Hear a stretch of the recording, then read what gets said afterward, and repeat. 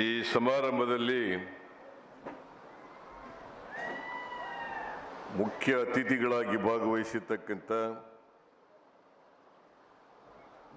AICC ಅಧ್ಯಕ್ಷರು,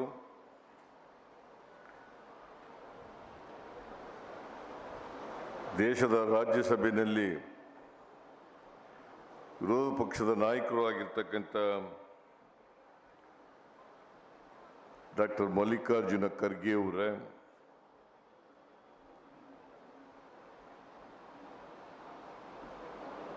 ವೈದ್ಯಕೀಯ ಶಿಕ್ಷಣ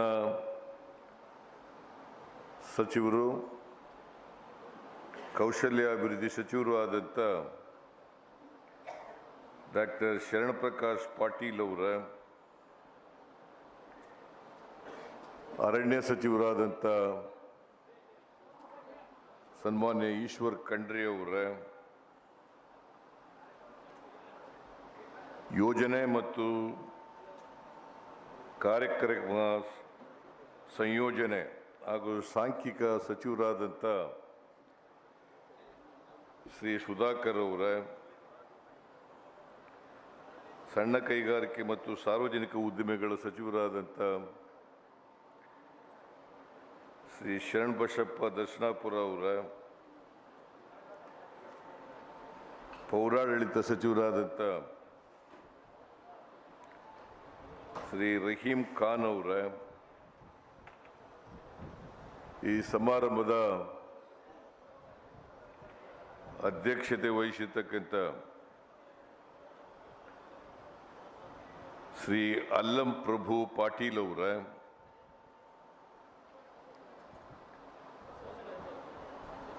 KKRDB ಅಧ್ಯಕ್ಷರು ಶಾಸಕರು ಆದಂಥ ಶ್ರೀ ಅಜಯ್ ಸಿಂಗ್ ಅವರ,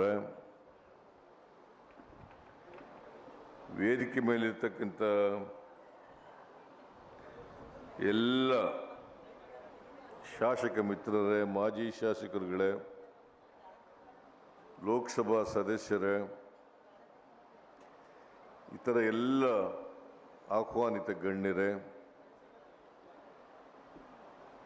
ಅಧಿಕಾರಿ ಸ್ನೇಹಿತರೇ,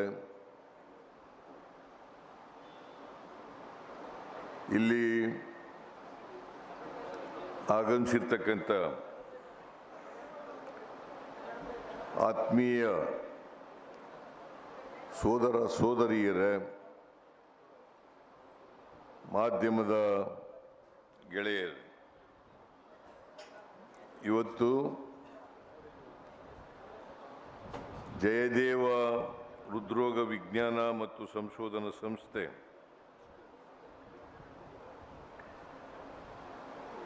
ಅದರ ಬ್ರಾಂಚನ್ನು ಗುಲ್ಬರ್ಗ ನಗರದಲ್ಲಿ ಉದ್ಘಾಟನೆಯನ್ನು ನಾವೆಲ್ಲರೂ ಕೂಡ ಮಾಡಿದ್ದೇವೆ. ಈ ಉದ್ಘಾಟನಾ ಸಮಾರಂಭದಲ್ಲಿ ಅತ್ಯಂತ ಸಂತೋಷದಿಂದ ಭಾಗಿಯಾಗಿದ್ದೇನೆ. ನನಗೆ ನಮ್ಮ ಸ್ನೇಹಿತರು ಹೇಳಿದರು,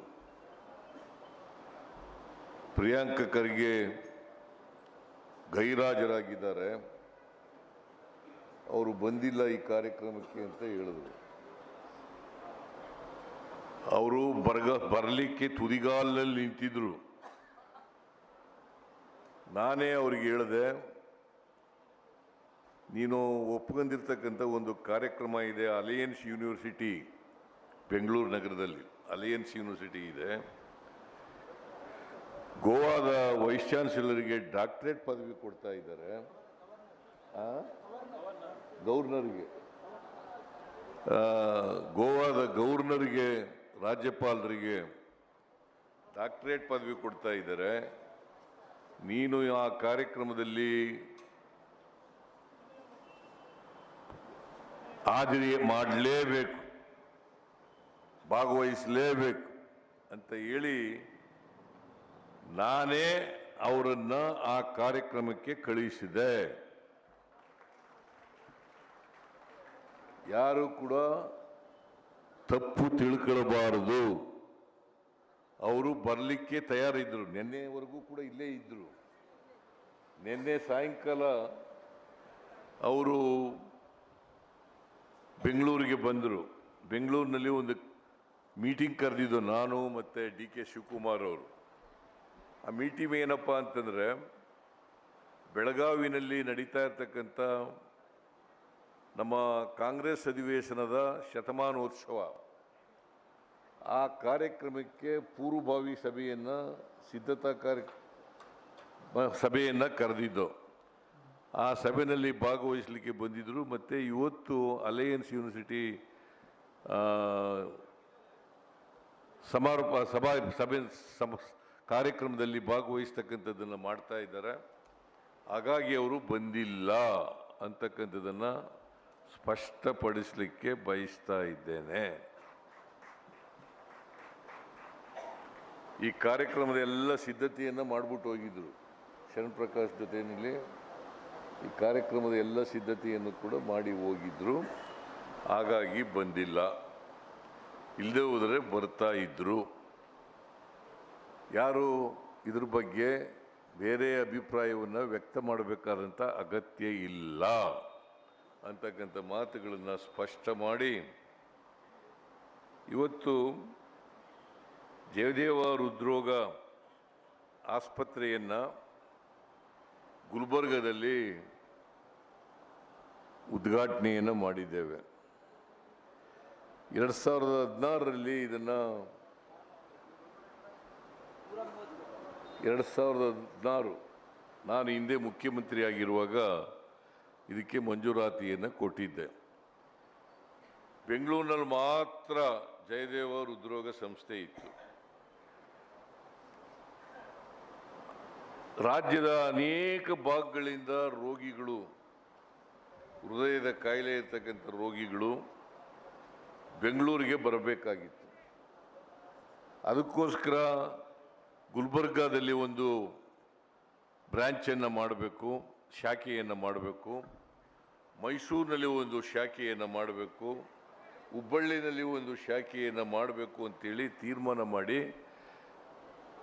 ಮೈಸೂರಿನಲ್ಲಿ ಈಗಾಗಲೇ ಪ್ರಾರಂಭ ಆಗಿ ಕೆಲಸ ಮಾಡ್ತಾ ಇದೆ. ಸುಮಾರು 400 ಹಾಸಿಗೆಗಳು ಸಾಮರ್ಥ್ಯ ಇರ್ತಕ್ಕಂಥ ಆಸ್ಪತ್ರೆ ಅಲ್ಲಿ ಪ್ರಾರಂಭ ಆಗಿದೆ.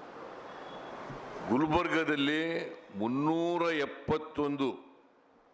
ನಾನು ಕೇಳಿದೆ, ಯಾಕ್ರಿ 371 ಮಾಡಿದ್ದೀರಿ ಅಂತಂದರೆ, ಇಲ್ಲಿ ಕಲಬುರಗಿ ವಿಭಾಗದಲ್ಲಿ 371J ಸಂವಿಧಾನಕ್ಕೆ ತಿದ್ದುಪಡಿಯಾಗಿ ಸೇರ್ಪಡೆಯಾಗಿದೆ. ಅದಕ್ಕೋಸ್ಕರ 371 ಹಾಸಿಗೆಗಳ ಸಾಮರ್ಥ್ಯ ಇರತಕ್ಕಂಥ ಆಸ್ಪತ್ರೆ ಇಲ್ಲಿ ನಿರ್ಮಾಣ ಆಗಿದೆ. ಬಹುಶಃ ಜಯದೇವ ಆಸ್ಪತ್ರೆ ಕ್ಲೀನ್ಲಿನೆಸ್ಗೆ ಮತ್ತು ಮೇಂಟೆನೆನ್ಸ್ಗೆ ಭಾಳ ಹೆಸರಾಗಿರ್ತಕ್ಕಂಥ ಆಸ್ಪತ್ರೆ. ಬೆಂಗಳೂರಿನಲ್ಲೂ ಕೂಡ ಕ್ಲೀನ್ಲಿನೆಸ್ ಇದೆ, ಒಳ್ಳೆ ಮೇಂಟೆನೆನ್ಸ್ ಇದೆ. ಅದೇ ರೀತಿ ಮೈಸೂರಿನಲ್ಲೂ ಕೂಡ ಒಳ್ಳೆ ಮೇಂಟೆನೆನ್ಸ್ ಇದೆ. ಅದೇ ರೀತಿ ಕ್ಲೀನ್ಲಿನೆಸ್ಸು ಕೂಡ ಇದೆ. ನಾನು ಅದಕ್ಕೆ ಹೇಳ್ತಾ ಇದ್ದೆ ಶರಣ್ ಪ್ರಕಾಶ್ ಪಾಟೀಲ್ ಅವರಿಗೆ, ಅವರು ವೈದ್ಯಕೀಯ ಶಿಕ್ಷಣ ಸಚಿವರು ಕೂಡ, ಮತ್ತು ಈ ಭಾಗದಿಂದ ಗುಲ್ಬರ್ಗದಿಂದ ಜಿಲ್ಲೆಯಿಂದಲೇ ಬಂದಿರೋರಾಗಿರೋದ್ರಿಂದ ಈ ಆಸ್ಪತ್ರೆ ಬೇರೆ 2 ಆಸ್ಪತ್ರೆಗಳಿಗಿಂತ ಚೊಕ್ಕಟವಾಗಿರಬೇಕು ಅಂತಕ್ಕಂಥ ಮಾತನ್ನು ಹೇಳಿದ್ದೇನೆ. ಚೊಕ್ಕಟವಾಗಿರಬೇಕು. ಯಾಕೆಂದರೆ ಆಸ್ಪತ್ರೆ ಚೊಕ್ಕಟವಾಗಿದ್ದರೆ ರೋಗಿಗಳಿಗೆ ಬೇರೆ ಕಾಯಿಲೆ ಬರೋದು ತಪ್ಪೋಯ್ತದೆ. ಅದರ್ವೈಸ್ ಬೇರೆ ಬೇರೆ ಕಾಯಿಲೆಗಳೆಲ್ಲ ಬಂದ್ಬಿಡ್ತವೆ. ನೀವು ಚೊಕ್ಕಟವಾಗಿ ಇಡದೆ ಹೋದರೆ, ಕ್ಲೀನ್ಲಿನೆಸ್ ಇಲ್ಲದೆ ಹೋದರೆ ಬೇರೆ ಕಾಯಿಲೆಗಳೆಲ್ಲ ಬಂದ್ಬಿಡ್ತವೆ. ಸೊ ಯಾವ ರೋಗ ಬಂದಿದೆ ಆ ರೋಗ ಹೆಚ್ಚು ಭಾಳ ಜಾಗ್ರತೆ ಗುಣಮುಖ ಆಗಲಿಕ್ಕೆ ಸಾಧ್ಯ ಆಗ್ತದೆ. ಅದಕ್ಕೋಸ್ಕರವಾಗಿ ಕ್ಲೀನ್ಲಿನೆಸ್ಸು ಭಾಳ ಇಂಪಾರ್ಟೆಂಟ್. ಅದಕ್ಕೆ ನಾವು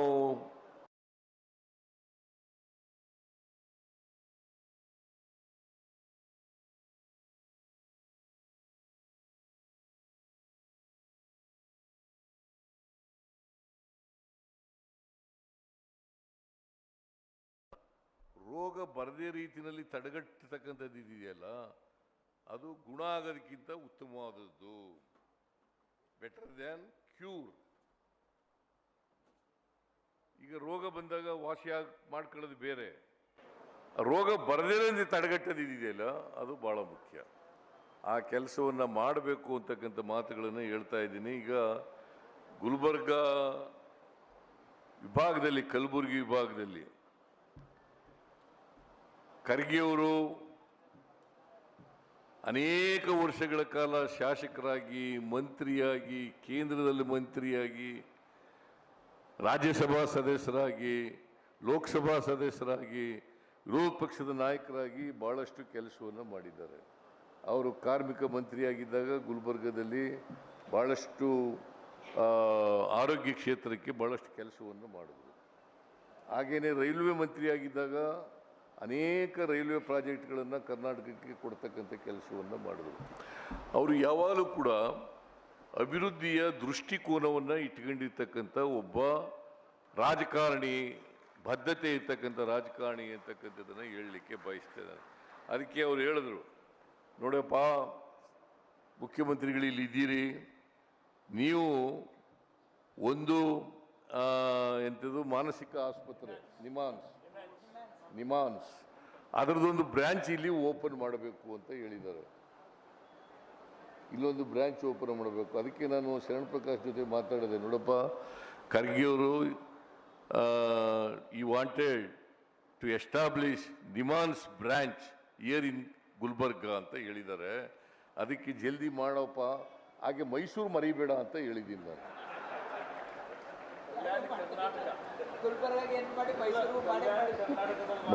ಮೈಸೂರು ಮರಿಬೇಡ ಅಂತ ಹೇಳಿದ್ದೀನಿ. ಅದರಿಂದ ಎರಡೂ ಕಡೆ ನಿಮಾನ್ಸ್ ಬ್ರಾಂಚನ್ನು ಅದನ್ನು ತೆಗಿಲಿಕ್ಕೆ ಪ್ರಾಮಾಣಿಕವಾದಂಥ ಪ್ರಯತ್ನವನ್ನು ಮಾಡ್ತೇವೆ ಅಂತಕ್ಕಂಥ ಮಾತುಗಳನ್ನು ಹೇಳಲಿಕ್ಕೆ ಇಚ್ಛೆ ಪಡ್ತಾ ಇದ್ದೀನಿ. ಇನ್ನೊಂದು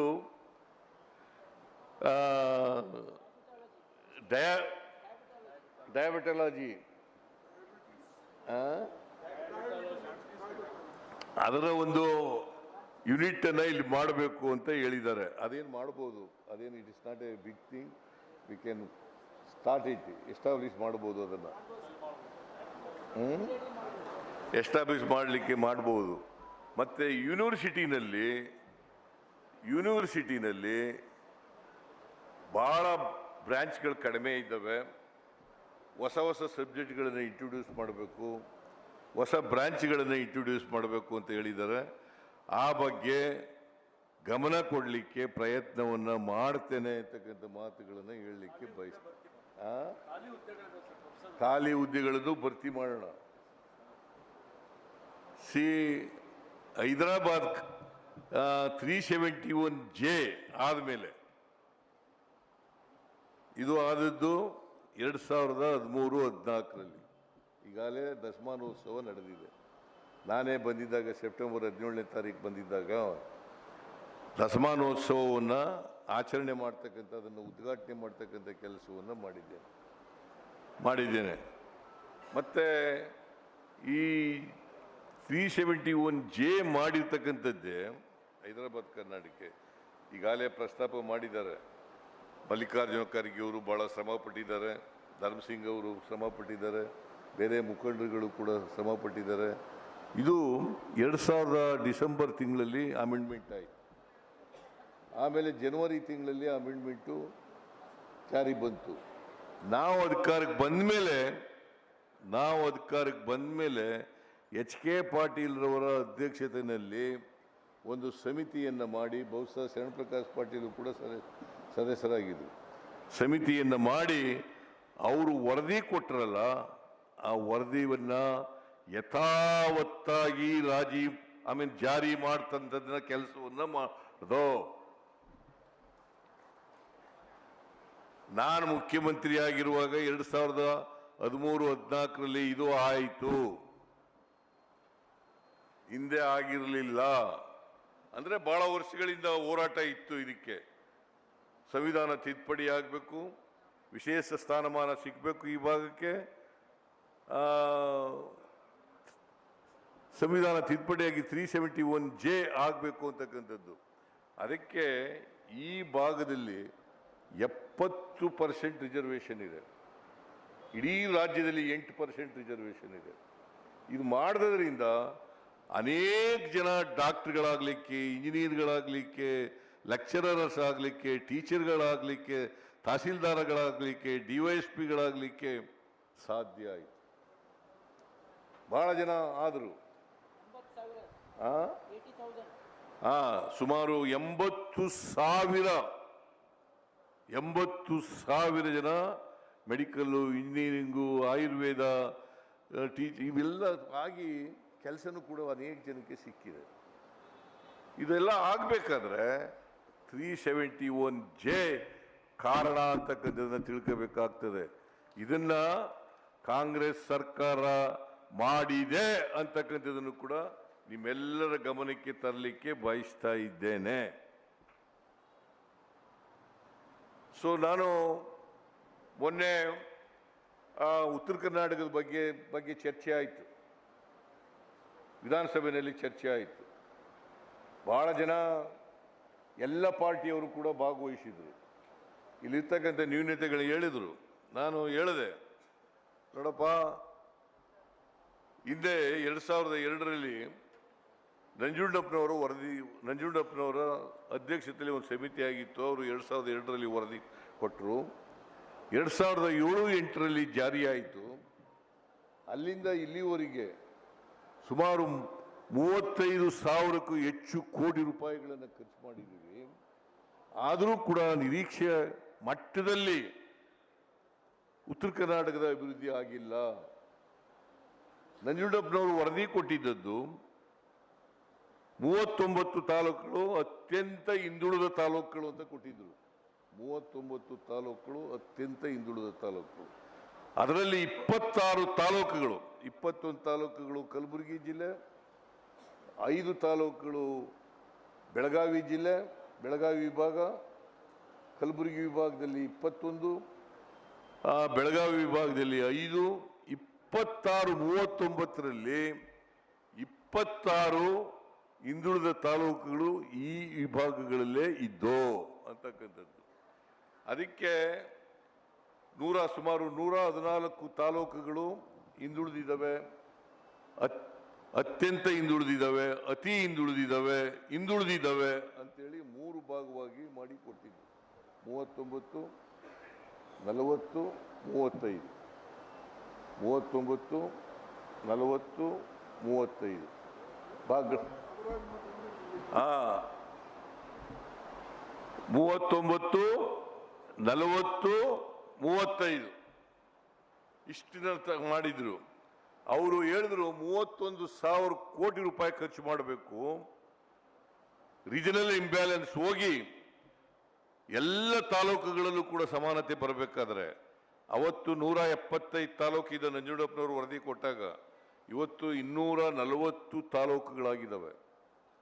240 ತಾಲೂಕುಗಳಾಗಿದ್ದಾವೆ ಕರ್ನಾಟಕದಲ್ಲಿ.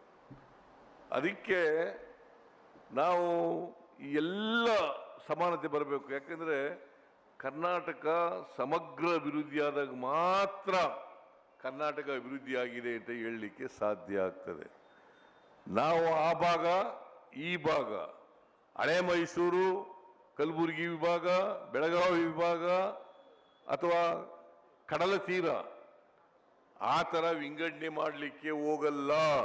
ನಮ್ಮ ಸರ್ಕಾರ ಇಡೀ ಕರ್ನಾಟಕ ಸಮಗ್ರವಾಗಿ ಅಭಿವೃದ್ಧಿ ಆಗಬೇಕು ಅಂತಕ್ಕಂಥದ್ರಲ್ಲಿ ಬದ್ಧತೆ ಇಟ್ಕೊಂಡಿರ್ತಕ್ಕಂಥವ್ರು ಮತ್ತು ಆ ದಿಕ್ಕಿನಲ್ಲಿ ಪ್ರಯತ್ನವನ್ನ ಮಾಡ್ತಾ ಇರ್ತಕ್ಕಂಥ ಸರ್ಕಾರ ಅಂತಕ್ಕಂಥ ಮಾತುಗಳನ್ನ ಹೇಳಲಿಕ್ಕೆ ಬಯಸ್ತಾ ಇದ್ದೇನೆ.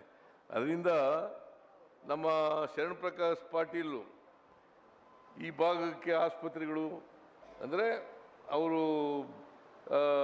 ಮಾಡಬೇಕಾಗಿರ್ತಕ್ಕಂಥದ್ದು ಮಾಡ್ತಾ ಇದ್ದಾರೆ.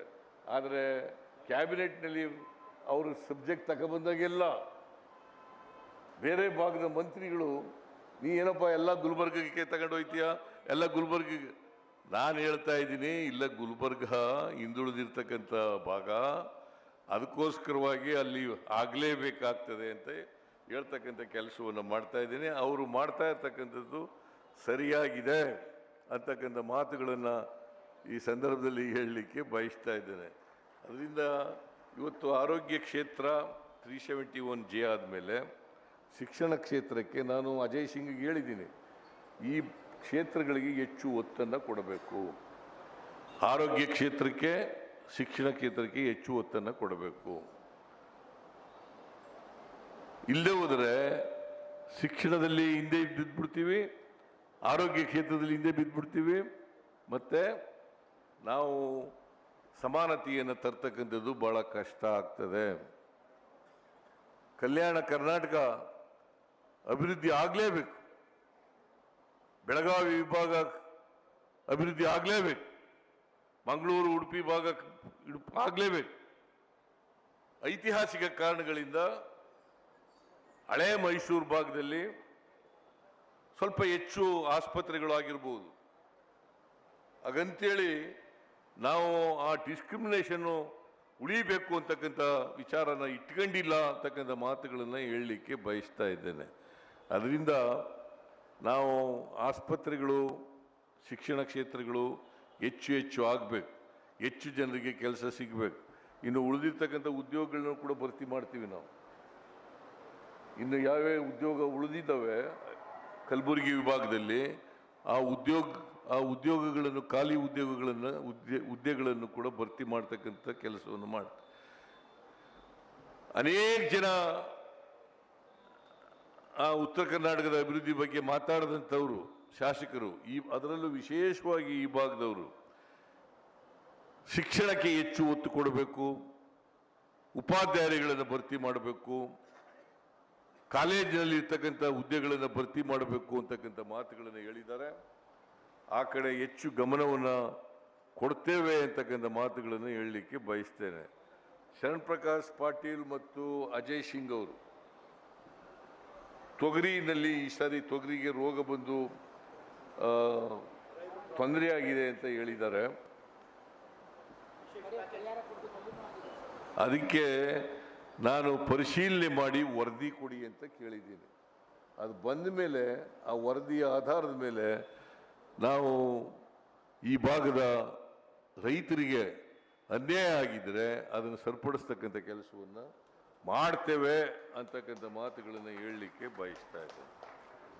ಸೊ ಒಟ್ಟಾರೆಯಾಗಿ ಹೈದರಾಬಾದ್ ಕರ್ನಾಟಕ ಇವತ್ತು ಏನು ಕಲ್ಯಾಣ ಕರ್ನಾಟಕ ಅಂತ ನಾವು ಕರಿತೀವಿ, ಆ ಕಲ್ಯಾಣ ಕರ್ನಾಟಕ ಅಭಿವೃದ್ಧಿ ಮಾಡ್ತಕ್ಕಂಥದ್ದಕ್ಕೆ ಕಾಂಗ್ರೆಸ್ ಸರ್ಕಾರ ಬದ್ಧವಾಗಿದೆ. ನಾವು ಮಾಡೇ ಮಾಡ್ತೀವಿ ಅಂತಕ್ಕಂಥ ಮಾತುಗಳನ್ನು, ಅದಕ್ಕೆ ಈ ನಂಜುಂಡಪ್ಪನವರ ವರದಿ ಇದೆಯಲ್ಲ, ವರದಿ ಬಂದು 2002ನೇ ಇಸ್ವಿನಲ್ಲಿ ಅದನ್ನು ಕೊಟ್ಟದು, 2007-8ರಲ್ಲಿ ಅದು ಜಾರಿಗೆ ಬಂತು. ಅದರಿಂದ ಎಷ್ಟರ ಮಟ್ಟಿಗೆ ಸಮಾನತೆ ಬಂದಿದೆ, ತಾರತಮ್ಯ ನಿವಾರಣೆಯಾಗಿದೆ, ಅದರ ಆಧಾರದ ಮೇಲೆ ನಾವು ಗೋವಿಂದರಾವ್ ಅರ್ಥಶಾಸ್ತ್ರಜ್ಞರು ಅವರ ಅಧ್ಯಕ್ಷತೆಯಲ್ಲಿ ಇನ್ನೊಂದು ಸಮಿತಿಯನ್ನು ಮಾಡಿದ್ದೀನಿ. ಮಾರ್ಚ್ ತಿಂಗಳಲ್ಲಿ ಇನ್ನೊಂದು ಸಮಿತಿಯನ್ನು ಮಾಡಿದ್ದೀವಿ. ಅವರು ವರದಿಯನ್ನು ಕೊಟ್ಟ ಮೇಲೆ, ಹೈ ಲೆವೆಲ್ ಕಮಿಟಿ ಆ ವರದಿಯನ್ನು ಕೊಟ್ಟ ಮೇಲೆ ಇನ್ನೂ ಯಾವ ತಾಲೂಕುಗಳು ಹಿಂದೆ ಉಳಿದಿದ್ದಾವೆ, ನಂಜುಂಡಪ್ಪನ ವರದಿಯಿಂದ ಎಷ್ಟು ತಾಲೂಕುಗಳು ಮುಂದುವರೆದಿವೆ, ಎಷ್ಟು ತಾಲೂಕುಗಳು ಇನ್ನೂ ಹಿಂದುಳಿದಿದ್ದಾವೆ, ಅದನ್ನು ಗೋವಿಂದರಾವ್ ಅವರ ಕಮಿಟಿ ವರದಿ ಬಂದ ಮೇಲೆ ನಾವು ಇನ್ನೂ ಹೆಚ್ಚು ಕಾರ್ಯಕ್ರಮವನ್ನು, ತಾರತಮ್ಯವನ್ನು ಹೋಗಲಾಡಿಸಲಿಕ್ಕೆ ಕಾರ್ಯಕ್ರಮಗಳನ್ನು ಹಮ್ಮಿಕೊಳ್ತೇವೆ ಅಂತಕ್ಕಂಥ ಮಾತುಗಳನ್ನು ಈ ಸಂದರ್ಭದಲ್ಲಿ ಹೇಳಲಿಕ್ಕೆ ಬಯಸ್ತೀನಿ. ಇವತ್ತು ಬಸವಾದಿ ಶರಣರು ಕಲ್ಯಾಣದಲ್ಲಿ ಕರ್ನಾಟಕವನ್ನು ಸಾಮಾಜಿಕ ಕ್ರಾಂತಿಯನ್ನು ಮಾಡಿದ್ರು ಬಸವಣ್ಣ. ಅಲ್ಲಿ ಬಸವ ಕಲ್ಯಾಣದಲ್ಲಿ ಅನುಭವ ಮಂಟಪವನ್ನು ಮಾಡ್ತಕ್ಕಂಥ ಕೆಲಸವನ್ನು ಮಾಡ್ತಾ ಇದ್ದೀವಿ. ಇನ್ನೇನು ಮುಗಿತಾ ಬಂದಿದೆ, 50% ಕೆಲಸ ಮುಗಿದಿದೆ, ಇನ್ನು 50% ಕೆಲಸ ಆಗಬೇಕು. ಅದಕ್ಕೆ ಬೇಕಾದಂಥ ಹಣವನ್ನು ಒದಗಿಸ್ತಕ್ಕಂಥ ಕೆಲಸವನ್ನು ಮಾಡಿದ್ದೀವಿ. ಮತ್ತು ಬಸವಣ್ಣ ಒಂದು ಸಾಂಸ್ಕೃತಿಕ ನಾಯಕ ಅಂತೇಳಿ ಡಿಕ್ಲೇರ್ ಮಾಡಿರೋದು ಕೂಡ ನಮ್ಮ ಸರ್ಕಾರನೇ ಅಂತಕ್ಕಂಥ ಮಾತುಗಳನ್ನು ಹೇಳಲಿಕ್ಕೆ ಬಯಸ್ತೀನಿ. ಯಾಕಂತಂದ್ರೆ ಸಮಾಜದಲ್ಲಿ ಜಾತಿ ಹೋಗ್ಬೇಕು, ವರ್ಗ ಹೋಗ್ಬೇಕು, ಮೌಢ್ಯಗಳು ಹೋಗ್ಬೇಕು, ಕರ್ಮ ಸಿದ್ಧಾಂತ ಹೋಗ್ಬೇಕು, ಎಲ್ಲರೂ ಕೂಡ ಮಾನವರಾಗಿ ಬದುಕ್ತಕ್ಕಂಥ ವ್ಯವಸ್ಥೆ ನಿರ್ಮಾಣ ಆಗಬೇಕು ಅಂತಕ್ಕಂಥ ಕನಸನ್ನು ಕಂಡಿದ್ದವರು ಬಸವಣ್ಣವರು, ಬುದ್ಧ, ಅಂಬೇಡ್ಕರ್ ಮತ್ತು ಮಹಾತ್ಮ ಗಾಂಧೀಜಿ. ಇದನ್ನು ನಾವು ಮಾಡ್ತಕ್ಕಂಥ ಕೆಲಸವನ್ನು ಮಾಡ್ತೀವಿ. ಇದರಲ್ಲಿ ನಂಬಿಕೆ ಇಟ್ಕೊಂಡಿದ್ದೀವಿ, ಇವರ ಸಿದ್ಧಾಂತದಲ್ಲಿ ನಂಬಿಕೆ ಇಟ್ಟಿದ್ದೀವಿ, ಇವರ ಕಾರ್ಯಕ್ರಮಗಳಲ್ಲಿ ನಂಬಿಕೆ ಇಟ್ಟಿದ್ದೀವಿ. ಸಮಾಜದಲ್ಲಿ ಬದಲಾವಣೆ ಆಗಬೇಕು ಅಂತಕ್ಕಂಥದ್ರಲ್ಲಿ ನಮ್ಮ ಪಕ್ಷ ಯಾವತ್ತೂ ಕೂಡ ಬದ್ಧತೆಯನ್ನು ಪ್ರದರ್ಶನ ಮಾಡ್ತದೆ ಅಂತಕ್ಕಂಥ ಮಾತುಗಳನ್ನು ಹೇಳಿ, ಈ ಭಾಗದ ಅಭಿವೃದ್ಧಿಗೂ ಕೂಡ ನಾವು ಹೆಚ್ಚು ಹಣವನ್ನು ಹೂಡಲಿಕ್ಕೆ ಪ್ರಯತ್ನ ಮಾಡ್ತೇವೆ ಅಂತಕ್ಕಂಥ ಮಾತುಗಳನ್ನು ಹೇಳಿ, ಈ ಜಯದೇವ ಹೃದ್ರೋಗ ವಿಜ್ಞಾನ ಮತ್ತು ಸಂಶೋಧನಾ ಸಂಸ್ಥೆ ಈ ಬ್ರ್ಯಾಂಚನ್ನು ಅತ್ಯಂತ ಸಂತೋಷದಿಂದ ಉದ್ಘಾಟನೆ ಮಾಡಿದ್ದೀನಿ ಅಂತ ಹೇಳಿ, ಈ ಭಾಗದ ಜನರಿಗೆ, ಯಾಕಂದರೆ ಬೆಂಗಳೂರು ಬರಬೇಕಾಗಿತ್ತು, ಮೈಸೂರು ಬರಬೇಕಾಗಿತ್ತು, ಅದು ಎಲ್ಲ ತಪ್ಪುತ್ತೆ. ಈಗ ಮೈಸೂರು ಬರೋದು, ಬೆಂಗಳೂರು ಬರೋದು, ಅಲ್ಲಿ ಬರತಕ್ಕಂಥ ತಪ್ಪುತ್ತದೆ. ಎಲ್ಲ ಇಲ್ಲೇ ಅದರ ಉಪಯೋಗವನ್ನು ಪಡ್ಕೊಳ್ಬೇಕು ಅಂತಕ್ಕಂಥ ಮಾತುಗಳನ್ನು ಹೇಳ್ತಾ ಅತ್ಯಂತ ಸಂತೋಷದಿಂದ ಜನವರಿ ಮೊದಲನೇ ವಾರದಲ್ಲೇ ಇದು ಪ್ರಾರಂಭ ಆಗ್ತದೆ. ಈ ಹೊಸ ಕಟ್ಟಡದಲ್ಲೇ ಪ್ರಾರಂಭ ಆಗ್ತದೆ. 3 ಕ್ಯಾತ್ ಲ್ಯಾಬ್ಗಳಿದ್ದಾವೆ, 3 ಆಪರೇಷನ್ ಥಿಯೇಟರ್ಗಳಿದ್ದಾವೆ, 3 ಆಮೇಲೆ 1 ಹೈಬ್ರಿಡ್ ಆಪರೇಷನ್ ಥಿಯೇಟರ್ ಇದೆ. ಸೊ ಇಷ್ಟೊಂದು ಸುಸಜ್ಜಿತವಾಗಿ ಎಲ್ಲ ಸವಲತ್ತುಗಳನ್ನು, ಸಲಕರಣೆಗಳನ್ನು ಹೊಂದಿರತಕ್ಕಂಥ ಆಸ್ಪತ್ರೆ ಇದು. ಇದನ್ನು ನಾನು ಮತ್ತೊಮ್ಮೆ ಹೇಳ್ತೀನಿ, ಶರಣ್ ಪ್ರಕಾಶ್ ಪಾಟೀಲ್ ಅವರಿಗೆ ಮತ್ತು ಸಂಬಂಧಪಟ್ಟಂಥ ವೈದ್ಯರುಗಳಿಗೆ, ಇದನ್ನು ಈ ಚೊಕ್ಕಟ ಮತ್ತು ಮೇಂಟೆನೆನ್ಸ್ ಇದನ್ನು ಮಾಡಲೇಬೇಕು, ಇದರಲ್ಲಿ ಯಾವುದೇ ರಾಜಿ ಇಲ್ಲ ಅಂತಕ್ಕಂಥ ಮಾತುಗಳನ್ನು ಹೇಳಲಿಕ್ಕೆ ಬಯಸ್ತಾ ಇದ್ದೇನೆ. ಇಷ್ಟನ್ನು ಹೇಳಿ ನನ್ನ ಮಾತುಗಳನ್ನು ಮುಗಿಸ್ತೇನೆ. ಜೈ ಹಿಂದ್, ಜೈ ಕರ್ನಾಟಕ.